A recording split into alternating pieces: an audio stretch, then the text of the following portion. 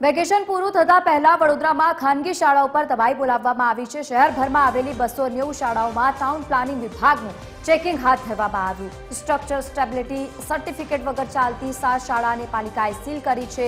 Structure stability certificate રજૂ ન કરનાર શાળાઓને પાલિકાએ નોટિસ પણ ફટકારી છે। ટાઉન પ્લાનિંગ વિભાગે 14 જેટલી ખાનગી શાળાઓને નોટિસ ફટકારી છે।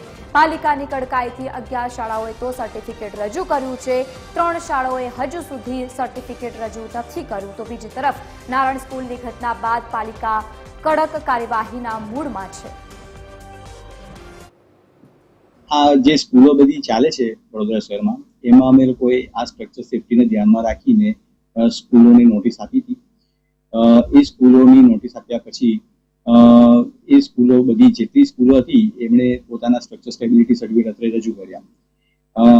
14 જેટલી સ્કૂલો એવી હતી કે જેમણે સ્ટ્રક્ચર સ્ટેબિલિટી રજૂ નતા કર્યા। એટલે 14 જેટલી સ્કૂલોને અમે નોટિસો આપી અને એ નોટિસો આપ્યા બાદ 14 સ્કૂલો પૈકી 11 સ્કૂલોના સ્ટ્રક્ચર સ્ટેબિલિટી અત્યારે આવી ગયા છે। દરમિયાનમાં અમે 7 સ્કૂલોને અમે સીલ મારી દીધા હતા। એ 7 સ્કૂલો પૈકી અત્યારે અમારી પાસે 4 સ્કૂલોના પણ સ્ટ્રક્ચર સ્ટેબિલિટી આવી ગયા છે। બાકીની જે 3 સ્કૂલો છે એને અમે સીલ મારેલું છે।